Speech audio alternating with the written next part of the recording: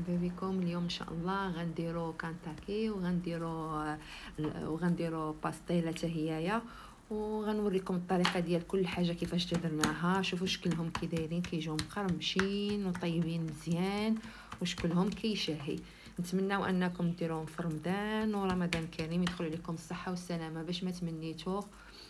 وهنايا راه مصيبها بطاطا سلقاها بجلوف ديالها، ومن سلقت داكشي طحنتها بيديا درت فيها شويه ديال المليحه شويه ديال البزار، وخليتها واحد في فريغو ضروري واحد شي 10 دقائق ولا ربع ساعه بحال هكا. ومن بعد جبتها درتها كويرات ودرت فوقهم درت وسطهم فريميج وجمعتها بحال هكا ها.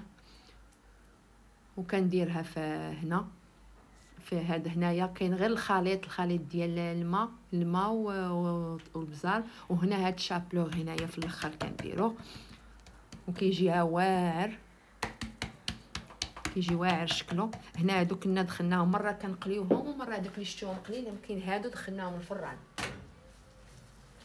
فملي كتكون شي حاجه داخله الفران كنستغلوا بلا ما نبقاو نقليو حاجه، كنديروا كلشي كندخلوه الفران. فهنايا شوفوا كي جا شكلها، كنحاولوا نوركوا عليها وداكشي باش كطيب بجوج جويه. وهنا باش تعمر مزيان كنعمرها بهذاك، وما كتاخذش بحقا شابلوغ بزاف، ولكن كتعطي واحد المذاق مقرمش واعر.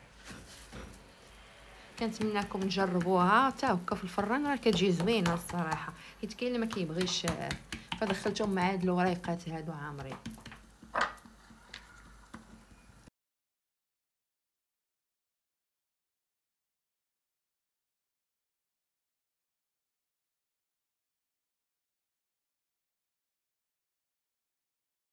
كاين اللي كيبغيها في الفران ما كيبغيهاش في القليان، فدرنا شي دخلناه الفران وشي قليناه بحال هكا، كل واحد واش كيعجبو. هادو هنا القليان شاف كيجيو حتى هما شكلهم بواحد الشكل مغاير عليهم، والاخرين كيجيو بحال شي حلوه ولكن المذاق ديال كل واحد مختلف، زوينين واعرين صراحه. فاللي بغى يقليهم يقليهم، واللي بغى يدخلهم الفران يدخلهم الفران. وهاد هنايا الكنتاكي هنا بعدا قالينهم هنايا، عاد من بعد دخلناهم الفران، ضروري يدخلوا الفران باش يحمروا مزيان. الكنتاكي كندير واحد شويه ديال الحليب، شويه ديال البزار، شويه ديال الكركم، شويه ديال الحار ولا الهريسه اللي كان، وشويه ديال المليحه وشويه ديال الخل، وكنخليه مرقد فيه مزيان تيتنض. وكنحاول انه ندير فيه فتيحات، يعني على حساب الدجاج اللي درتو سدار ولا الفخيدات داكشي كديري فيهم فتيحات بالموس باش داك الخليط يدار، وتخلوه اكثر ساعه حتى لا بات ولا شي حاجه مزيان.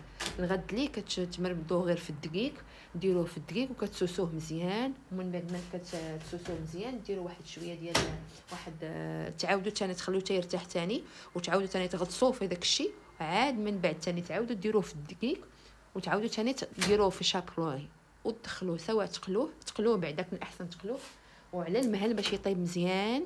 عاد من بعد كتدخلوه الفران كيجي واعر مقرمش، ما نقولش لكم كي داير بالصحه والراحه.